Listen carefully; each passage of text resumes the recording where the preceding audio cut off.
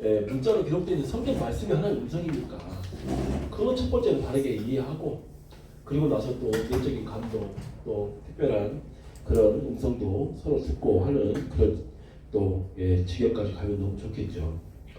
자 그러면 이제 여러분 한번 첫 번째 한번 1페이지 맨 마지막으로 가볼게요. 1페이지 맨 마지막으로 가보겠습니다. 혹시 지금 직분이 집사입니다. 예, 집사님도 지금 이거 읽은가요? 예. 네. 첫 페이지 제일 밑에 2번 출발 준비한타는 도착으로 표 말고요. 표 말고 그 밑에 한번 보겠습니다. 출발 준비한타는 도착오전인데요. 제가 예전에 한번 설명한 적이 있는데 맞아요. 그 히브리인들은 유대인들은 어떤 그 우리가 이제 문화 구조에서 그러니까 하나님이 영적인 존재이고 영원성이 있으신 분이죠. 영원한 분이신데 이분이 우리를 위해서 역사 안으로 들어오신 거죠. 역사는 문화라는 그런 테두리가 있는 것입니다. 그래서 하나님께서 그 문화를 초월하시는 분이지만 그 문화 안에서 하나님 일하시는 것이죠. 그래서 이 문화 중에서 이 중요한 개념이 이제 이 말인데 그래서 각 나라들이 또 글 쓰는 거에 있어서 어떤 그 핵심 주제를 이제 어디에 두느냐. 그래서 핵심 주제를 가장 앞에 둔다. 그러면 두 갈씩. 또 맨 마지막에 둔다. 그럼 네 갈씩 이렇게 돼 있는데 히브리인들은 그 중요한 내용을요. 그 글 가운데 둡니다. 글 가운데. 그 글의 가운데다가 그 내용을 이렇게 집어넣어요. 참 히브리인들 특별한 그런 구조예요. 제일 이게 뭐냐면 에레미야 예가 한번 가볼까요? 한번. 에레미야 예가. 에레미야 예가가 1장부터 5장까지 돼 있잖아요. 그런데 1장 1절 한번 봐볼게요. 슬프다 이 성이여. 슬프다고 시작하는 거예요. 그런데 2장에 가서도 또 슬프다 이 시작합니다. 그런데 3장 가게 되면은 3장도 막 이제 그 힘든 고난의 이야기가 막 나와요. 그래서 나라가 다 망했으니까 에레미야가 울면서 정말 어쩌다 우리나라가 이렇게 됐는가 하면서 막 탄식하는 그 시가 지금 에레미야 예가인데 그런데 20절 보니까 19절 보니까 3장 19절 내 고초와 재난 곧 쑥과 담즙을 기억하소서 내 심령이 그것을 기억하고 낙심이 되오나 이렇게 하는 거예요. 그래서 지금까지 우리나라가 이렇게 징계 받아가지고 이렇게 멸망했습니다. 주전 586년에 지금 남유다가 멸망한 그 사건이거든요. 그런데 21절 딱 가가지고 뭐라고 합니까? 그런데 중심의 회상하는 즉 뭐다? 오히려 소망이 있사옵나이다. 이렇게 이야기하는 거예요. 그러면서 봐보세요. 여호와의 자비와 긍휼 무궁하시다. 진멸되지 않는다. 아침마다 새롭다. 주의 성실이 크다. 내 심령이 이르기를 여호와는 나의 기업이시니 내가 저를 바라리라. 무릇 기다린 자에게나 구하는 영혼에게 여호와께 선을 베푸시도다. 사람이 여호와의 구원을 바라고 잠잠히 기다리기 좋다. 사람이 젊었을 때 멍에를 메는 것이 좋다. 혼자 앉아서 좋다. 말 것은 주께서 그것을 내게 하셨다. 입을 뜨끈에 대라. 혹시 소망이 있을 것이다. 때린 자에게 뺨을 향하여 수욕을 배불릴지어다. 이는 주께서 영원토록 버리지 않으실 것이다. 저가 비록 근심케 하시나 그 풍부한 자비대로 긍휼히 여기실 것이다. 주께서 인생으로 고생하며 근심하게 하신 것이 본심이 아니다. 이렇게 하면서 결국 이게 큰 고통을 받았지만은 그러나 하나님의 자비와 은혜와 긍휼과 이 사랑은 무한하다 하면서 가장 중요한 핵심 내용이 여기 나온다 그 말이에요. 그럼 우리 같은 구조들은 어때요? 우리나라 한국 문화 같은 경우는 어때요? 이게 이제 우리나라 말은 뭐라요? 우리나라 말은 끝까지 들어가야 된다. 그래서 마지막에 가서 하고 싶은 이야기가 딱 나오는 거잖아요. 이게 여기서 끝나야 돼 사실은. 이 에레미야 예가가. 근데 여러분 다시 봐보세요. 몇 절입니까? 5장 4장 가보세요. 다시 뭐라고 그래요? 슬프다. 이게 왜 다시 일어나는 거야 지금. 5장 가보세요 또. 5장도 여호와여 우리 당한 것을 기억하시고 우리의 수욕을 감찰하여 주시옵소서 하면서요. 또 하나님께 고통당했다. 우리 열조가 범죄했다. 이렇게 이야기를 한다 그 말이에요. 이게 뭐냐면은 이게 칼리아즘이라는 구조인데 가장 핵심적인 내용을요. 가운데 딱 숨겨놓는 거예요.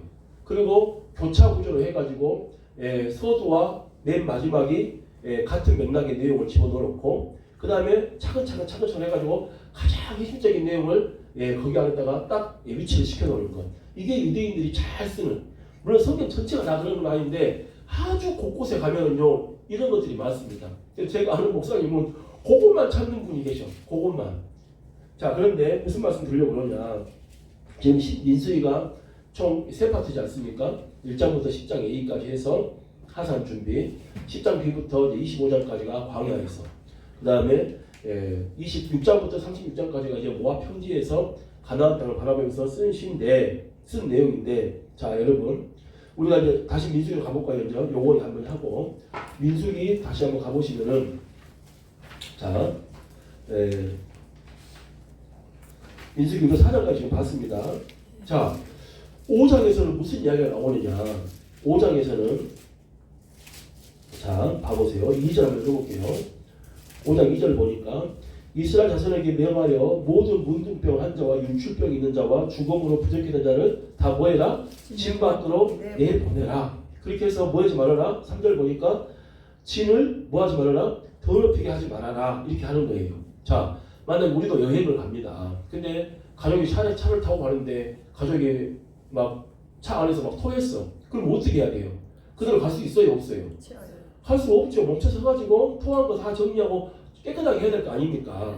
그런 것처럼 지금 하산하기 전에 이제 이론 파악했지요. 그 다음에 이동 방법, 또 가다가 수경지는 어떻게 할 것이면서 전부 다 질서와 안녕을 위해서 하나님 중심으로 이렇게 하는 거예요. 근데 나는 5장 읽으면서 왜 갑자기 부정한 사람들이 나오면은 집 밖으로 빼내라는 이유가 뭘까? 이게 다 지금 뭐예요? 지금 이동을 하기 위한 그 거룩을 보존하기 위한 하나님이 지금 뭐예요? 다 지금 그 공동체를 건강하게 하려고 하는 배려다 그 말입니다. 지금 만약에 그 안에 정결하지 못한 것이 있으면은 어떻습니까? 그게 뭐가 됐든 간에 그 공동체를 뭐 하는 거예요? 오염시키는 거예요. 지금. 그래서 영적이든 또 물리적이든 육체적이든 간에 오염시키기 때문에 그것을 다 진 밖으로 빼내가지고 그 진을 뭐 하는 거예요? 공동체를 거룩하고 건강하게 보존하는 하나님의 계획이다 그 말입니다. 지금. 그러니까 읽을 때 지금 이 내용이 여기 왜 나와 있을까? 여러분들 이것을 생각하셔야 된다 그 말입니다. 지금. 자, 그래서 5장 1절부터 4절까지는 그렇게 부정한 자들을 진 밖으로 빼내라 그런 이야기가 있고, 계속 이어서 6절 가보세요. 이스라엘 자손에게 이르라. 남자나 여자나 사람들이 범하던 죄를 범하여 여호와께 패역하여 그 몸의 죄를 얻거든. 그래서 그 지은 죄를 자복하고 그 죄값을 온전히 갚되 5분의 1을 더하여 그가 죄를 얻었던 그 본주에게 돌려줄 것이요. 이거 지금 레위기 6장에 보면 속건제가 나옵니다. 속건제는 배상을 하는 제사거든요. 근데 사실은 레위기 6장 7장에서 있었던 이야기가 또 지금 반복이 된다 그 말입니다. 그러면은 이런 이야기 왜 또 반복하시나 그렇게 생각하지 마시고 지금 이 상황에서 반복해야 될 이유가 있다 그 말입니다. 맞습니까? 그래서 배상한다는 것은 뭐예요? 결국 사람과 사람과의 관계 속에서 다툼이 일어나고 문제가 생긴 거예요. 그럼 여러분 어때요? 저도 옛날에 우리 시골에서요 집안끼리 한번 싸운 적이 있어요. 우리 아버지가 성격이 이게 좀 불같아요. 그래가지고 우리 아버지 노래에서 일하다가 애기들이 이제 싸우는 걸 본 거예요. 근데 거기서 그 중에서 제일 큰 애기가 뭐 안 말리고 있었는지 모르겠어요. 저도 현장에 있긴 했는데 잘 기억은 안 나. 근데 우리 아버지가 가가지고는 제일 큰 성을 이제 그놈을 뭐라 한 거야. 너 왜 애들 싸우는데 뭐 안 말리냐 뭐 이런 식으로 했던 것 같아. 그날 밤에 난리가 나버렸습니다. 그날 밤에 그 패밀리가 김씨 패밀리인데 그 형의 아버지가 교육대학교 나왔어요. 교육대학교. 삼촌 교육대학교. 완전히 무서워요. 완전히 무서워. 삼촌 교육대 나오셔가지고 그 온 패밀리가 다 우리 집안에 온 거예요. 그래갖고 막 그 누나가 우리 할머니한테 막 욕을 하고, 그러니까 또 우리 누나가 또 그 언니한테 언니 왜 그런가 하니까 나는 막 어쩌죠. 그래가지고는 삼촌 교육대 소장사 하시는 분이에요. 우리 아버지는 성질만 났지 몸이 약해. 또 내가 봐서 우리 아버지가 목이 막 잡혀가지고 막 뭐하다 이렇습니까? 하지만에 한 사람의 개인 간의 다툼이 뭐가 되는 거예요? 가족 싸움이 되고 집안 싸움이 되고 지파 싸움이 되는 겁니다. 지금 이해 가십니까? 무슨 말씀인지? 그럼 어떻게 되는 거예요? 그러면요 이동을 할 수가 없는 거예요. 지금 하나님의 계획은 시내산 하산에서 가나안 땅까지 원활하게 가야 되는 그런 이동을 해야 되는 거예요. 그런데 거기서 만약에 사람과의 다툼이 일어나고 문제가 발생하고 그럼 어떻게 되는 거예요? 하나님의 거룩한 공동체가 이게 무너지는 겁니다. 그래서 소기의 목적을 이룰 수가 없는 거예요. 그래서 지금 5장에 꼭 이런 이야기를 적어놔야 되나 하는 것 같은데 그게 아니라 다 지금 필요한 이야기예요. 그래서 하나님께서 광야에서 일어날 수많은 일들을 미리 하나님께서 지금 미연에 뭐 하는 거예요? 지금 방지하기 위해서 이런 법들을 재반복하기도 하고 또 추가해서 규정을 내놓기도 하고 하는 거예요, 지금. 자, 이해 가시죠? 그래서 6절에 보니까 사람들이 범하는 죄를 범하여, 이 말은 사람과 사람과의 관계에서 일어나는 수많은 그런 다툼과 분쟁을 말하는 거예요. 그래서 이게 지금 뭐예요? 5분제 1을 더해라. 이것은 속건제입니다. 그래서 배상이라는 것은 사람과 사람과의 또는 사람이 성막에 죄를 범했었을 때 대가 지불을 해야 되는 그것이죠. 자, 그래서 지금 5장에서는 계속해서 뭘 해라? 진을 정결하게 해라. 만약에 우리가 여행 가다 차에서 만약에 서로 막 다투고 그러면 그 여행이 엉망이 돼버리는 거 아닙니까? 그럼 먼저 서로가 화해를 하고 진행을 해야지 그게 그 여행다운 여행이 되는 것이죠. 자, 그 다음에 12절부터는 지금 뭐예요? 의심의 소재다 해가지고, 자, 몇 절이냐면요, 이 12절. 이스라엘 자손에게 고하여 그들에게 이르라. 만일 어떤 사람의 아내가 실행하여 남편에게 범죄하여 타인과 종교를 하였으나 그 남편의 눈에 숨겨 드러나지 아니하였고 그 여자의 더러운 일 중에 증인도 없고 그가 잡히지도 아니하였으도 그 더러우심을 인하여 남편이 의심이 생겨가지고 그 아내를 의심하든지 또는 아내가 괴롭히지도 아니하였어도 그 남편이 의심이 생겨서 그 아내를 의심하거든 해가지고 뭐 하는 거예요? 그 아내를 지사장에 데리고 가가지고 보리가루 예바 10분지를 예물로 드리고 그것에 기름도 붓지 말고, 왜냐하면 지금 이것은 회개의 그런 제사이기 때문에 기름은 이제 부으면 안 되겠죠. 유향도 붓지 말고, 이건 의식의 소재이기 때문에 생각하게 하는 소재이기 때문에 죄라고 생각하는 것이기 때문에 그런다는 것이죠. 그래가지고는 제사장은 그 여인으로 가까이 오게 해가지고 요 앞에 세우고 토기에 거룩한 불을 담아가지고 성막 바닥에 티끌을 취해서 물에 넣고 여인을 여호와 앞에 세우고 그 머리를 풀게 하고 생각하게 하는 소재물, 곧 의심의 소재물을 그 두 손에 두고 제사장은 저주가 되게 할 쓴물을 자기 손에 두고 여인에게 맹세치 그에게 이르기를 네가 네 남편을 두고 실행하여 사람과 동침하여 더럽힌 일이 없으면 저주가 되게 하는 이 쓴물의 해독을 면하리라. 그러나 네가 네 남편을 두고 실행하여 더럽혀서 내 남편 아닌 사람과 동침하였으면 제사장이 그 여인으로 저주의 맹세를 하게 하고 그 여인에게 말할지니라 여호와께서 내 넓적다리로 떨어지고 내 배로 부어서 너를 내 백성 중에서 저주거리 맹세거리가 되게 하시리라. 이 저주가 되게 하는 이 물이 내 창자에 들어가서 내 배로 붓게 하고 내 넓적다리로 떨어지게 하리라 할 것이요. 여인은 시작 아멘 아멘 할지니라. 자, 이건 뭐예요? 여자가 부정을 저질렀거나 또 남편이 이게 의심이 돼. 그럼 제사장이 데리고 가가지고 토기에다가 물을 담은 다음에 성막에 먼지를 넣어가지고 그걸 마시게 한다 그 말입니다. 그렇게 해가지고는 23절 보니까 제사장이 저주의 말을 두루마리 써가지고 그 글자를 그 쓴 물에 빨아놓고 여인을 그 저주가 되게 하는 쓴 물을 마시게 하지니 그 저주가 되게 하는 물이 그의 속에 들어가서 쓰리라. 제사장이 먼저 그 여인의 손에서 의심의 소재물을 취하여 그 소재물을 여호와 앞에 흔들고 가지고 단으로 가서 그 소재물 중에서 기념으로 하는 금을 취하여 단 위에서 소화하고 그 후에 여인에게 그 물을 마시우지라. 자, 그 물을 마신 후에 만일 여인이 몸을 더럽혀서 그 남편에게 범죄했으면 그 저주가 되게 하는 물이 그의 속에 들어가서 쓰게 되어가지고 그 배가 부어가지고 그 넓적다리가 떨어지니 그 여인이 백성 중에서 뭐가 된다? 저주거리가 될 것이다. 이렇게 말을 하는 거예요. 자, 그럼 이거 지금 이 이야기 또 왜 넣는다는 그 말이야. 아니, 그러니까 지금 하산 준비하는데 이런 이야기를 왜 집어넣냐 그 말이에요. 지금 왜 집어넣겠어요? 자, 첫 번째 보세요. 여러분 진짜 큰 범죄가 뭡니까? 여러분 부정이에요. 결혼한 여자가 다른 남자하고 동침을 한다? 여러분 이건 엄청난 큰 죄악입니다. 그러면 지금 뭐가 생기는 거예요? 거룩한 진이 하나님이 계실 수가 없는 곳이 되는 거예요. 지금 아까 앞에 나와 있는 속건제도 마찬가지고 사람과 싸워가지고 그게 원한이 풀어지지 않는다. 또는 이런 음란이 그 공동체에서 행해진다. 그러면 하나님은 우리가 지금 1장 2장에서 봤던 것처럼 모든 진 편성은 가운데 누가 있어요? 하나님의 선막이 있고 이동할 때도 하나님이 제일 앞서 가시잖아요. 모든 것이 하나님 중심이란 말입니다. 근데 하나님은 거룩한 곳에만 계시는데 이런 부정한 일들, 그래서 질병이든지 다툼이든지 음행이든지 이런 것들이 벌어지면 하나님께서 그곳에 있을 수 있다 없다? 있을 수 없는 거예요. 그래서 가나안 땅으로 가는데 너무너무 많은 제약이 생기고 어려운 일이 생긴다 그 말입니다. 그렇기 때문에 첫 번째 역할은 뭐예요? 그런 진을 정결케 하는 공동체를 정결케 하기 위해서 지금 5장에 이 이야기가 기록되어 있는 거예요. 저 처음에 성경 읽을 때요. 도대체 이 부정한 여자를 오직 하나님 말을 뭐라고 적어놨을까? 왜 썼을까? 궁금하더라고요. 근데 그게 다 지금 뭐예요? 하나님께서 가나안 땅을 가기 위해서 이 백성들을 지금 배려하고 있는 더 안전하게 공동체를 지키기 위한 하나님의 지금 규칙을 주고 계신다 그 말입니다. 그래서 그런데 28절 보니까 그러나 여인이 더럽힌 일이 없고 정결하게 하면 해를 받지 않고 전다 오히려 잉태한다라고 분명히 되어 있습니다. 그래서 야 이건 뭐 너무한 거 아니냐 이렇게 여자들만 이렇게 괴롭히는 거 아니냐 그렇지만 그게 아니라 이것은 오히려 여성을 보호하는 것이에요. 할렐루야.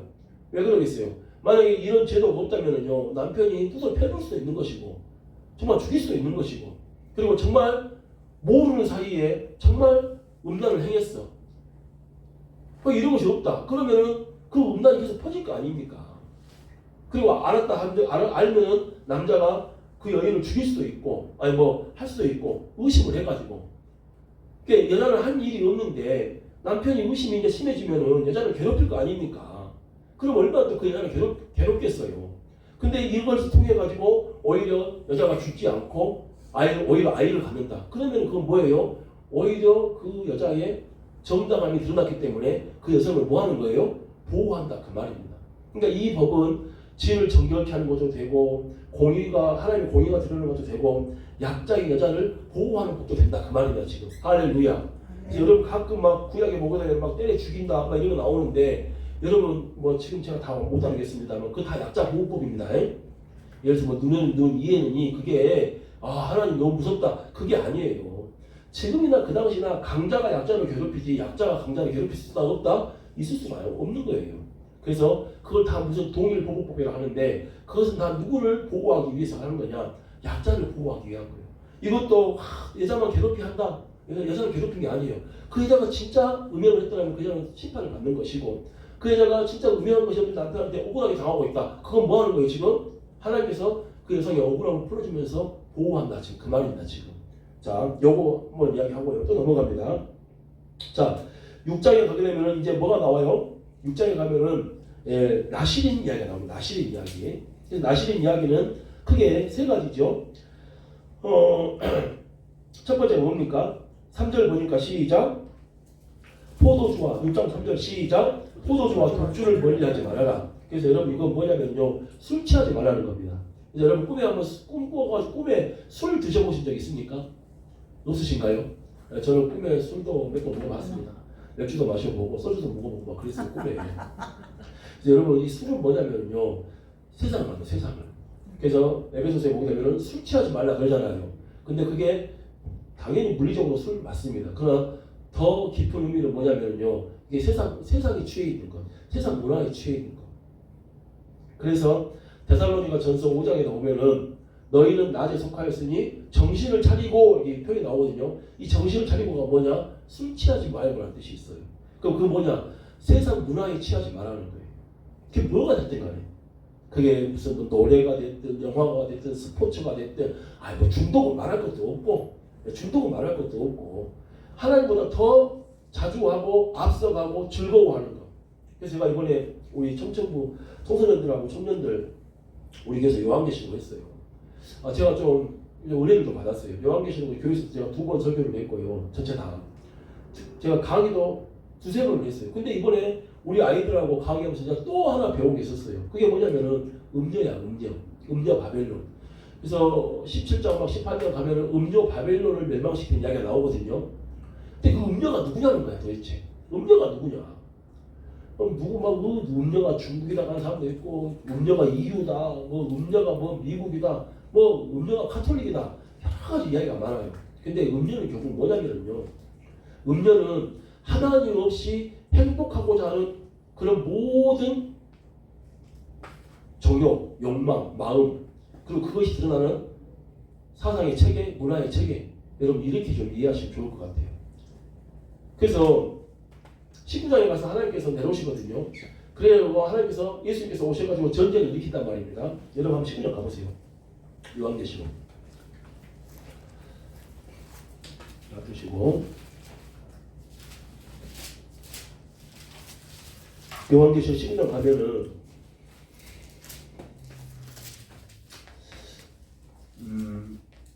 자 19장 19절 보니까 또 내가 보면 그 짐승과 땅의 임금들과 그 군대들이 모여 그 말탄 자와 그의 군대로 더불어 전쟁을 일으키다가 짐승이 잡히고 있습니다. 이 짐승이 이제 적그리스도인데 어떤 정치체계죠. 정치체계. 요한복음 13장에 보게 되면은 바다에서 올라오는 짐승이 있습니다. 정치체계예요. 그리고 또 그 짐승 앞에서 이적을 행하던 거짓 선지자. 이것은 이제 땅에서 올라온 짐승인데 이게 이제 거짓 선지자입니다. 이 두 짐승을 뭐 하는 거예요? 잡아요. 그래가지고 어디다 집어넣느냐? 20절 맨 마지막에 보니까 이 돌이 산채로 유황불 붙는 못, 즉 이게 지금 이제 불못입니다. 우리가 말하는 소위 말하는 지옥이에요. 들어가는 것이죠. 그리고 또 20장 가보세요. 20장 10절 보니까 또 저희를 미혹하는 마귀가 불과 유황못에 던지우니 거기는 그 짐승과 거짓 선자도 있어 세세토록 밤낮 뭐한다? 괴로움을 받으리라. 그래서 여러분 여기 봐보세요. 자, 이렇게 사람이 죽으면은 성도와 불신자가 있죠. 성도는 낙원으로 갑니다. 그래서 이제 예수님께서 한편 강도에게 뭐라고 합니까? 네가 오늘 나와 함께 어디에 있으리라? 낙원에 있으리라. 그래서 거지가 누구 품에 있더라? 아브라함의 품에 있더라. 그러잖아요. 이겁니다. 그리고 그 다음에 불신자는 어디로 들어가냐? 음부로 들어가요.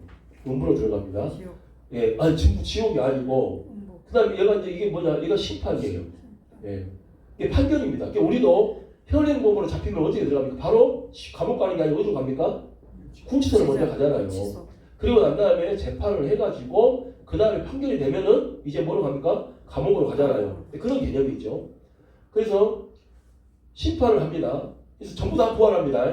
예수 믿는 사람도 부활하고 예수 안 믿는 사람도 부활하고. 그래서 요한복음 5장에 악인은 악한 대로 부활하고 선인은 선한 대로 부활하고 이렇게 나오지 않습니까? 그렇게 해가지고 어디 가는 거예요? 새하늘과 새 땅으로 가는 겁니다. 여기는 드디어 이제 뭐예요? 방금 말했던 이제 불못으로 가는 겁니다. 지금 맞죠? 근데 이제 이 불못에가 누가 제일 먼저 들어와 있어요? 네, 누가 제일 먼저 들어와 있냐? 그러니까 여러분 지금 불못에는 아직은 아무도 안 들어가 있습니다. 여기도 새하늘 새 땅 아무도 없습니다. 지금 현재는 다 어디 있어요? 믿는 사람은 낙원에, 믿지 않는 사람들은 음부에 가 있는 거예요. 그래서 첫 번째가 짐승 2마리, 정치 체계와 종교. 그다음 두 번째 마귀가 잡혀 들어가는 거예요. 그다음에 여러분 봐보세요. 20장 13절 가보세요. 20장 12절. 또 내가 보니 죽은 자들이 무는 대수하고 그 보좌 앞에 섰는데 책들이 펴있고 또 다른 책이 펴졌으니 곧 뭐다? 생명책이다. 책이 두 권이 있죠. 생명책이 있고 그 다음에 시작. 죽은 자들이 자기 행위를 따라 책들에 기록된 대로. 그렇죠. 그 생명책도 있고 이걸 행위록이라고 하는데 그 죄된 행위가 기록되어 있는 책도 있다. 그 말입니다. 맞죠? 13절. 바다가 그 가운데서 죽은 자들을 내어주고. 그래서 여기서 바다가 그 가운데 죽은 자들을 내어주고 또 사망과 음부도 그 가운데서 죽은 자들을 내어주면 각 사람이 자기의 행위들을 뭐하고? 심판을 받고. 이게 이제 백보자 심판이에요. 11절 보세요. 또 내가 크고 시작. 딱 11절 시작. 또 내가 크고 힘 보자. 그래서 이게 백보자 심판이다. 그 말입니다. 그래서 그 심판 이후에 불신자들 그 다음에 뭐까지? 사망과 음부까지. 맞습니까? 그래서 14절 보니까 시작. 사망과 음부도 불못에 던지우니라. 자, 그래서 봐보세요. 첫 번째 짐승, 두 번째 마귀, 세 번째는 불신자. 맞죠? 네 번째는 사망과 이 구치소까지. 구치소인 이 음부까지도 여기 다 들어와 버린다. 그 말이에요, 지금. 이해 가시죠? 그런데 제가 말씀 드리고 싶은 건 뭐냐면은 그런데 여기 안에 뭐가 없다고? 지금 여기 싹 기록있는데 뭐가 없어요? 음료는 안 나온다. 그 말이에요. 음료 바벨론은 그냥 그대로 멀어져 버리는 거예요. 그게 왜 그러냐? 바로 그 음료가 뭐냐? 그 음료가 아까 말한 대로 우리 사람들 마음 안에 있는 뭐예요? 하나님 없이 행복하려고 하는 그 모든 것들, 그리고 그것으로 말미암아 만들어지는 세상에 있는 모든 문화 체계, 이것들이 없는 거예요. 그렇기 때문에 그리고 제가 또 이제 한번 이것은 뭐 꼭 성경이라고 말하기 어렵고 그냥 제가 그래서 그러겠구나 하는 생각이 좀 들더라고요. 그게 뭔 말이냐면 왜 우리 안에 하나님을 마음을 두기 싫어하는 마음들이 있을까? 그렇잖아요. 아니 예수 안 믿는 사람들은 당연한 것이고 우리조차도요 하나님 마음 막 두기 싫어할 때가 있다니까. 안 그래요? 성경 봐야지, 기도해야지. 근데 하기 싫어. 눕고 싶고 놀고 싶고 막 텔레비 보고 싶고 막 이래요. 왜 그럴까? 그게 왜 그런 거예요? 우리 마음 안에 그런 것이 다 만들어져 있는 거예요. 만들어져 있는 거예요.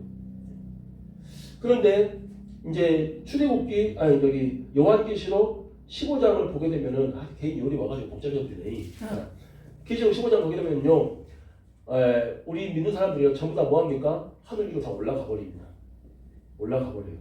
그 남아있는 사람 누구냐? 전부 다 이제 불신자가 있습니다.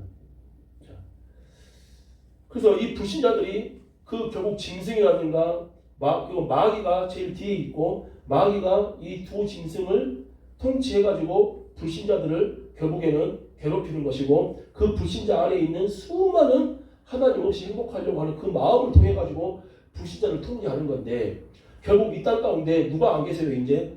네, 하나님이 안 계십니다. 성도가 올라가 버리는 거예요. 그래서 무슨 말이냐? 요즘 어려운 이야기인데 하나님이라는 존재가 계시기 때문에 하나님을 거절하는 마음이 우리 안에 생기는 거예요. 이거 좀 이해가 되신가요? 더 이상 이 땅 가운데 하나님이라는 그리고 하나님을 대신하고 나타내는 교회가 없습니다. 그렇기 때문에 이 음력 하나님 없이 행복해하려고 하는 그 미혹의 모든 마음들, 정욕과 욕심들이 더 이상 존재할 필요가 있어요? 없어요? 없어지는 거예요. 그래서 이게 그냥 무너져 버리는 거예요. 사라져 버리는 거예요. 그리고 그걸 통해서 일했던 이 정욕을 통해서 사용했던 마귀와 이 짐승들이 이제 이 음료를 거기 보면 나옵니다. 17장, 18장에 보면은 오히려 짐승들이 음료를 죽인다 이런 이야기가 나와요. 그래서 더 이상 이걸로 불신자들을 괴롭힐 이유가 없는 거예요. 그래서 이 음료가 사라지는 겁니다. 그래서 여러분 무슨 또 음료를 카톨릭이다 뭐 중국이다 이런 거 하지 마시고요. 우리 안에 하나님 두기 싫어하는 마음이다. 이렇게 좀 이해를 하시면 좋을 것 같아요. 지금 무슨 말씀 드리려고 그러는 거예요? 지금 포도씨. 예, 그래서 이 포도가 즐거움인데 하나님 없이 즐거우려고 하는 그 모든 것들을 말하는 겁니다. 이해가시죠? 자, 그 다음에 5절 한번 읽어볼까요?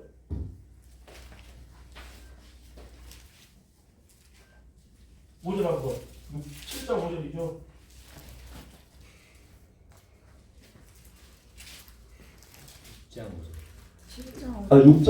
6장 5절.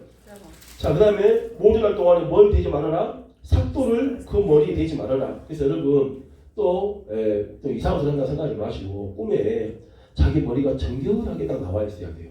머리가 이렇게. 진짜예요. 우리 딸이 꿈을 꿨어요. 아빠 머리가 막 이렇게 그래가지고 막 너무너무 헝클어져 있었어요. 이거 뭔 꿈이에요? 이거 생각이 많구나. 그래서 여러분 머리카락은 집사님 좀 불편한 거 없죠? 예. 네. 그래서 이게 꿈이라는 것은 뭐 이상한 그런 게 아니라 내가 현실 상황에서 잘 이해가 안 될 때 하나님께서 꿈을 통해서 한번 메시지를 주는 겁니다. 그래서 그것을 상징으로 해석을 하게 되면은 현실 상황에서 내가 지금 어떤 것이 지금 문제가 있거나 내가 잘하고 있구나 하는 것을 검증할 수 있는 또 하나의 메시지예요. 오해하지 마시고. 그래서 머리카락이 막 산발한 거예요. 그건 뭐냐? 생각이 정리정돈이 안 됐다는 거예요. 그래서 머리는 뭘 상징하느냐? 머리는 모든 것의 결정기관입니다. 그래서 하나님께서 지금 삭도를 대지 말아라. 머리를 나시는 자르지 말아라. 그 말은 뭔 말이냐면요. 네 마음대로 뭐 하지 말아라? 결정하지 말아라. 그걸 말하는 거예요. 그래서 나시린인 경우에는 그래서 여러분 봐보세요. 레위인과 제사장과 레위인은요. 하나님께서 성별시켜버렸습니다. 구별시켰어요. 근데 일반 백성들도 자기는 나시린이 될 수 없어. 자기는 레위인이 될 수 없어. 자기는 제사장이 될 수 없어. 그럼에도 불구하고 나도 하나님께 나를 드리고 싶은 마음이 있어요? 없어요? 있지요. 당연히 있지요. 근데 지금이야 이제 우리가 신학교 가고 뭐 12지파도 아니고 하지만은 이 당시는 레위 지파 말고는요 하나님께 자기를 드릴 수가 있다 없다? 없는 거예요. 레위인도 제사장 외에는. 근데 나머지 지파 중에서도 하나님 너무 사랑하고 너무 감사해서 나를 드리고 싶다. 이런 사람이 있는 거예요. 그 나시는은 뭐예요? 자원에서 나를 드린다 그 말입니다 지금. 할렐루야. 그러니까 거의 제사장하고 거의 레위라고 거의 비슷한 수준의 그런 삶을 살게 하는 게 이 세 가지예요. 포도주 먹지 말아라. 즉 하나님 외에 다른 걸로 즐거워하려고 하지 말아라. 네가 진짜 네 자신을 드린다면. 두 번째, 네 마음대로 네가 결정하지 말아라. 네가 지금 하나님 너를 드리지 않았느냐. 그럼 너는 이제 네 것이 아니다. 너는 내 것이다. 그러니까 너는 뭐해라? 내가 명령하는 대로 나한테 물어보고 나한테 오더를 받아서 결정하고 살아라. 그런 내용인 거예요. 그 다음에 여섯 번째 보니까 6절 보니까 세 번째 자기 몸을 구별해 가지고 여호와께 드리는 모든 날 동안에 시작 시체를 가까이 하지 말아라. 시체는 뭐예요? 죄의 삭은 사망이라는 말입니다. 그래서 결국 뭐예요? 죄 짓지 말라는 겁니다. 시체를 가까이 하지 말라는 거죠. 그러니까 나시는 이 세 가지인 거예요. 그게 이제 기간은 자기가 정한단 말입니다. 기간은 자기가 정해요. 자, 그러면은 결국 이건 다 그럼 나시는 또 왜 넣었단 말이야 지금 여기다가 나시는 또 왜 정해놨는 거예요? 뭐가 있냐면요. 자, 하나님께서 1장에서 인구조사합니다. 진편성 이렇게 해라. 이동화된 이렇게 해라. 레위인들 이렇게 해라. 그 다음에 뭐 진정결은 또 이렇게 다 한단 말이에요. 근데 그게 억지로 하면 된다 안 된다? 억지로 하면 안 된다는 거예요. 그래서 내가 시키니까 마지못해 하고 그렇게 하지 말아라. 결국 나시리는 뭐예요? 자원에서 하는 거예요. 자원에서. 내가 이렇게 너희들에게 규정을 주지만 그 규정은 너희들의 행복을 위한 것이고 너희들의 안정을 위한 것이지 그렇기 때문에 너희들이 그것을 억지로 하려고 하지 말고 이 나시는 법을 통해서 뭐해라? 배워라. 자원하는 마음으로 하나님 주신 율법과 계명을 뭐해라? 순종해라. 그런 의도가 지금 여기에 끼어있다 그 말입니다. 그게 지금 1장부터 10장 A까지가 시내산 하산하기 위해 출발 준비 단계에 필요한 것들을 막 하고 있는데 1장부터 10장 A까지를 다 그 주제 출발이라는 그 출발 준비라는 그 주제에 맞춰가지고 왜 이것이 여기에 기록되어 있는지를 파악을 하셔야 된다 그 말이에요 지금. 할렐루야. 이해가시죠? 그래서 내가 규칙을 명한다고 억지로 하지 말고 이 나시는 규정 같은 것을 들으면서 내가 자원하는 마음으로 하나님 주신 법을 내가 잘 지켜야겠다 이렇게 좀 마음을 가지라 그 말입니다. 자, 그 다음에 7장도 제가 이야기했죠. 7장 다시 한번 7장 1절. 자, 모세가 장막 세비를 피라고 그랬죠. 7장 1절 마저 보니까 그 모든 귀에 기름을 발라 그 귀 뭐한 날에? 구별한 날에 그랬잖아요. 자, 10절 읽어보시죠. 10절 시작. 단에 기름을 바르던 날에 다 뭐예요? 성막 봉헌식이다 그 말입니다. 근데 이때 12지파 족장들이 나와가지고 자 보세요. 자 12절 시작.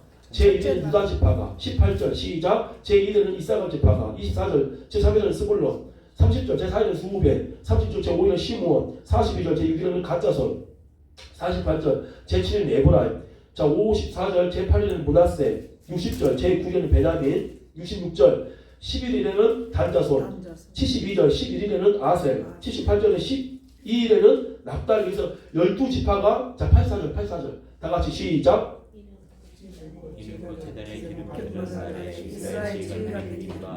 제단의 몽원과 네, 됐습니다. 여기까지. 그래서 그렇게 총합의 이야기고요. 그래서 그걸 하나님께 바쳤다 그 말입니다. 89절 모세가 해막에 들어가서 여호와께 말씀을 할 때에 증거계 위, 속죄소 위에 두 그룹 사이에서 자에게 말씀하시는 목소리를 들었으니 여호와께서 그에게 말씀하시려더라. 자 무슨 말이냐? 지금 이 7장 내용은 언제적 이야기예요? 2년 1월 1일이에요. 2년 1월 1일 성막 봉헌식에 있었던 이야기가 지금 여기 기록되어 있는 거예요. 그럼 아까 말씀드린 대로 민수기 1장은 2년 2월 1일이에요. 아니 역사 순서대로 기록한다면은 7장의 이야기는 레위기로 가든지 출애굽기 40장에 들어가 있다 그 말이에요 지금. 맞습니까? 그런데 왜 민수기 1장은 2월 1일 이야기인데 민수기 7장에 가서는 오히려 그 앞에서 한 달 전에 있었던 성막 봉헌식에 있었던 이야기를 해놨냐 그 말이에요 지금. 자 의도가 있다 없다? 의도가 있어요. 이걸 편집 비평이라고 합니다. 그래서 역사 순서로 기록했으면 그렇게 할 수가 있는데 그렇게 기록하지 않고 왜 7장을 한 달 전에 있었던 이야기를 여기다가 집어넣었을까? 그 이유가 있다는 거예요. 자 무슨 말이냐 뒤에도 설명하겠지만은 아까 6장은 무슨 이야기였어요? 개인의 헌신이죠. 개인의 헌신 맞죠? 근데 7장은 누구의 헌신입니까? 지파 공동체 전체의 헌신을 말하는 거예요. 자 제가 지금 뭐 하려고 그런 거예요? 교차적으로 좀 설명하려고 그러는 거예요. 지금 하나 지금 잡아가고 있는 겁니다. 지금. 그래서 A와 A-가 같은 맥락, B와 B-가 같은 맥락, 그 이야기 지금 하고 있는 거예요. 자, 좀 이따가 한번 보게 또. 그 다음에 이제 8장 가보세요. 8장 가보면은 5절, 6절 보겠습니다. 8장 6절 보니까 이스라엘 자손 중에서 누구를 정결하게 해라? 레위인을 정결하게 해라. 요 이야기가 나와 있습니다. 그래서 레위인은 누구에게? 제사장에게 선물로 주었다. 그래서 레위인과 제사장이 서로 힘을 합쳐가지고 주의 일을 선막 일을 잘 맞춰서 해라. 그렇게 돼 있어요. 자, 19절부터 19절. 내가 이스라엘 자손 중에서 레위인을 취하여 그들을 시작. 아론과 그의 아들들에게 주 그들로 해막에서 이스라엘 자손을 대신하게 하며. 그렇죠. 그래서 아론과 그 아들들이 제사장이죠. 그래서 제사장들과 함께 협력해가지고 레위인들이 잘 선막을 봉헌해야지만이 이스라엘 백성들의 뭐를 죄를 속해서 하나님께서 잘 임재해 계시면서 하나님의 보호를 통해서 가나안 땅까지 잘 갈 수 있다. 그 내용인 거예요. 자, 그다음 됐습니다. 그다음에 9장으로 가봅시다. 자, 9장 1절 한번 읽어볼까요? 시작. 애굽 땅에서 나아내 첫째 달에 여호와께서 시내강에서 모세에게 말씀하시되. 자, 여기 보세요. 그러니까 자, 1월 1일은 성막 봉헌식 2년 출애굽한지 출애굽할 때는 1년 1월 14일이고요. 자, 한 해가 지나가지고 2년 1월 1일은 성막 봉헌식. 그다음에 행사를 말하는 행사. 그다음에 1월 14일은 뭐예요? 6월절이에요. 6월절. 맞습니까? 그러니까 이건 7장에 성막 봉헌식 하면서 12지파 제사장들 지파들 예물 드린 거 해놨고, 그 다음에 14장에 6월절 행사할 것을 지금 몇 장에 와서 또 9장에 와서 또 기록을 하고 있는 거예요. 오히려 3장 세 번째 2월 1일날 뭐 했고? 인구조사했고, 그리고 하사는 2월 20일날 했고, 그게 순서로 따진다면 이렇게 기록이 돼야 되는데 그게 기록이 안 돼 있고, 오히려 1월 1일날 했던 것이 7장에 와 있고, 1월 14일날 했던 것은 또 9장에 와 있고, 오히려 2월 1일날 했던 것이 1장에 가 있고 하는, 그건 다 뭐냐? 어떤 저자가 이 기록한 사람이 물론 모세지만은 모세가 어떤 의도를 가지고 이렇게 지금 뭐하고 있다? 편집하고 있다. 그 이야기 계속 내가 반복하는 겁니다. 지금. 자, 그러면은 6월절 이야기를 또 왜 꺼내놨냐? 6월절 이야기를 왜 꺼냈을까? 자, 6월절은 지금 뭐 한 거예요? 하나님의 전적인 은혜로 뭐 한 겁니까? 이 애굽에서 지금 나온 거 아닙니까? 자, 그래서 애굽에서 나와가지고 그림 다 지워졌지만 그가 시내산입니다. 이 시내산에서 이제 2월 20일 하산해서 가나안 땅까지 가는 거예요. 가나안 땅까지 가는데 뭐 하지 말아라? 뭘 잊지 말아라? 6월절을 잊지 말아라. 네. 하나님의 은혜로 너희들이 애굽에서 나와서 지금 이 자리까지 왔고 가나안 땅까지 간다는 것을, 그 은혜를 뭐 하지 말아라? 잊지 말아라. 지금 그 이야기인 거예요. 그래서 너희들이 무슨 지혜가 있어서, 너희들이 무슨 능력이 있어서 너희들이 가나안 땅까지 가는 게 아니라, 너희들 애굽에서 나올 때도 내가 전적인 능력으로 너희들을 끄집어냈던 것처럼, 물론 너희들이 이제 가긴 하지만은 그러나 나의 구름 기둥과 불 기둥 내가 보호해 줘야지만 너희들 가는 것이지, 너희들의 힘과 능력을 뭐 하지 말아라? 신뢰하지 말아라. 지금 그 이야기가 이 배우의 어떤 의미로서 장치를 가지고 있다, 그 말입니다. 자, 그 다음에 자 갑니다. 또 15장 가십시다. 자, 그 다음에 11절부터 11절 9장 11절 시작. 둘째 달 14날 해질 때에 그것을 지켜서 어린 양의 목요일과 쓴나물을 아울러 네, 먹을 것이요. 이것을 따라합니다. 소6월절. 소6월절 뭐냐면은 1월 14일날 6월절을 지켜야 되는데 어떤 형편에 의해서 못 지킨 사람이 있어요. 그럼 그런 사람들은 반드시 뭐 해라? 6월절을 지키라는 거예요. 여러분 20살 이상은 반드시 뭐 해야 됩니까? 3대 절기를 지켜야 됩니다. 3대 절기를 지켜야 되는데 그 중에서도 6월절은요 무조건 첫 번째예요. 왜 그럴 수밖에 없냐? 6월절 상징하는 것이 바로 뭐예요? 9월에 구원이기 때문에 그러는 거예요. 그래서 우리의 신앙이 여러 가지가 있겠죠. 그러나 가장 기초는 바로 뭡니까? 내가 고받은 사실. 그게 1번이요. 이것이 무너지면은요 된다 안 된다? 안 되는 거예요. 그래서 무슨 오순절을 못 지킨 사람은 그 다음 달에 오순절 지켜라 이런 규정이 없습니다. 초막절을 뭐 7월에 지켰는데 못 지켰다 그 다음 달에 그런 거 없어요.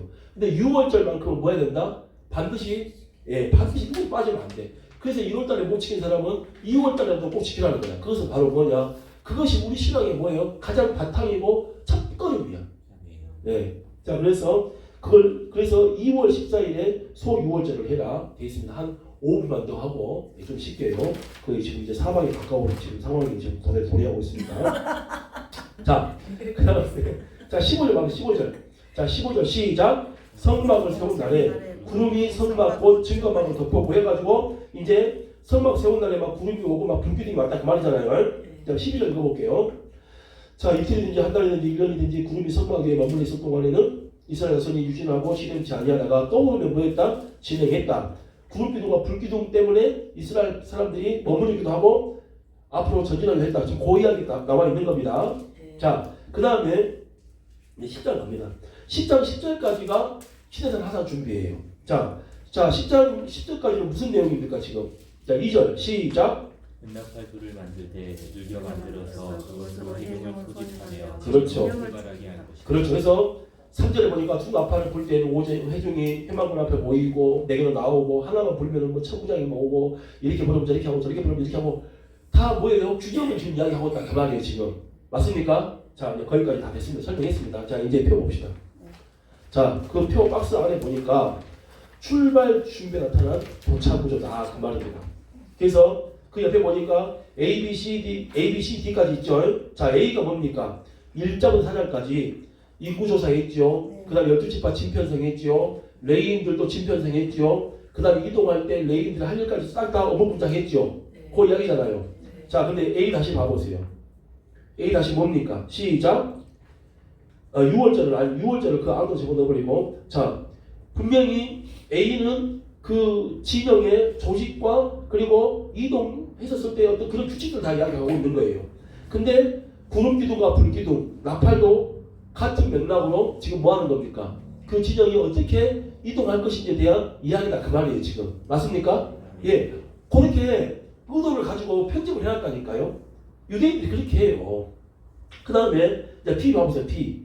아까 우리 진영의 정결 배웠죠. 부정한 사람 서로 싸웠든지 부인이 음란을 행했든지 그러면은 전체가 다 그 죄와 악이 퍼져버리지 않습니까?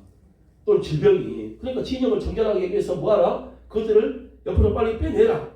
그 이야기잖아요. 그래서 정결케 하라는 거예요. 그런 것처럼 이 6월절도 정결례. 그 다음에 8장에 보니까 아까 전에 레인들을 이렇게 제사장한테 선물로 주면서 레인들 정결 의식을 했단 말입니다. 지금. 맞습니까? 그래서 진영 전체의 정결과 더불어서 또 누가 정결해야 돼? 특별히 레인들과 제사장들이 정결해야 돼요. 할렐루야. 직접 하는 일이니까.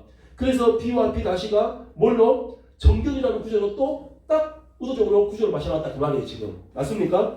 6월절도 정결은 아닙니다. 정결. 피로 죄를 씻어서 끄집어냈으니까. 그래서 제가 지금 A 다시 했다 6월절을 넣었는데 B 다시 했다 내일 넣어야 돼요. 얼른 체크하세요. 얼른 체크하셔서 B 다시 옮겨놓으세요. 자, 그 다음에 C. 아까 제가 설명했죠. C는 뭐예요? 개인적인 헌신이야. 하나님 시킨다고 억지로 하지 말고 좀 자발적으로 해라. 개인적인 헌신. 근데 아까 7장에 12지파 헌물. 이거 1월 1일에 있는 이야기는 못한다고 왜 갖다 놨냐? 왜 갖다 놓는 거예요? 개인만 헌신하는 것이 아니라 지파도. 그리고 공동 전체가 뭐 해가는 거예요? 전체가 뭐 하라는 거예요? 전체가 다 헌신하라는 겁니다. 할렐루야. 이렇게 구조를 해놓은 거예요. 그리고는 그냥 남은 것이 이제 뭐밖에 없어요. 자, 6장 가보세요 이제. 그러면은 가운데 있는 게 뭐다고요? 가운데 있는 게 중심 주제라고. 할렐루야. 가운데 있는 게 제일 중요하다고. 자, 갑시다. 6장 22절. 여호와께서 모세에게 이르시되 아론과 아들들의 고가 이르기를 너희는 이스라엘 자손을 위하여 이렇게 축복하여 이르되 여호와는 내게 복을 주시고 너를 지키시기로 원하며 여호와는 그 얼굴을 내게 비치사 은혜 베푸시기로 원하며 여호와는 그 얼굴을 내게 향하셔서 평강 주시기로 원하노라 해가지고 이게 뭐예요? 대제사장의 축복 구조입니다. 할렐루야. 무슨 말이냐? 이렇게 1장부터 인구조사하고 이론 파악하고 어디 가고 수경 어떻게 할 거야, 진치 것 어떻게 하고 이동 방법 어떻게 하고 다 중요하다. 진 정결은 다 중요하다. 다 중요한데 활용정정. 욕을 아무리 그려놨어도 비둘기 눈으로 그려버리면 이게 안 된다는 말입니다. 욕은 용의 눈으로 그려야지. 지금 무슨 말이에요 지금? 너희들이 아무리 다 잘 준비했을지라도 가장 그 준비된 것을 완성시키는 것은 뭐다? 제사장의 축복이다. 다른 말로 뭐예요? 누구의 축복이다? 하나님의 축복이다. 그 말입니다. 할렐루야. 마지막에 이걸 완성시키는 것이 바로 뭐예요? 하나님의 축복이라는 거예요. 그래서 천지창조, 유기창조가 아니에요. 유기창조가 아니에요. 7일 창조입니다. 6일 동안 다 한 다음에 하나님이 안식으로 창조를 다 완성시킨 거예요. 할렐루야. 이구조사부터 마지막 응답할까지 다 만들어놨어요. 이제 그 모든 만들어 놓은 것을 누가 축복하는 거예요? 하나님이 축복하는 거예요. 누굴 통해서? 제사장을 통해서. 그렇게 했었을 때 거기 안에 생명이 들어가는 겁니다. 그래서 여러분 27절 보세요. 내가 굉장히 좋아하는 말이에요. 27절 다 같이 시작. 그들은 이같이 내 이름으로 이스라엘 자손에게 축복할지니 내가 그들에게 뭐하리라? 복을 주리라. 할렐루야. 그럼 여러분 우리가 담임 목사가 그 다음에 또 가정의 남편들이 뭐 할 때마다 가정의 제사장들이 축복할 때마다 하나님께서 뭐 하신다? 축복 드리도록 한다니까요. 아니 말씀이 이렇게 돼 있잖아요. 말씀이. 근데 여러분 내 기도는 반드시 투영된다. 내 기도는 반드시 영향을 미친다라고 믿어야 돼. 나의 어떠함이 아니라 말씀의 신실함, 하나님의 신실함 때문에. 할렐루야. 봐봐봐. 이같이 내 이름으로 이스라엘 자손에게 축복할지니 내가 그들에게 뭐 할 것이다? 복을 주겠다. 그대로 복을 주고 지켜주고 얼굴 빛을 비추사 은혜 주시고 얼굴 주사 평강을 주겠다라고. 여러분 이게 제일 중요한 거예요 지금. 그래서 딱 칼리아즘 구조 교차 구조를 해가지고 제일 중요한 내용을요 딱 숨겨놓은 거예요. 네. 별로 재미가 없는 표정이라서 알겠습니다. 자 21분이니까 35분까지 좀 쉬었다가 마지막 하겠습니다.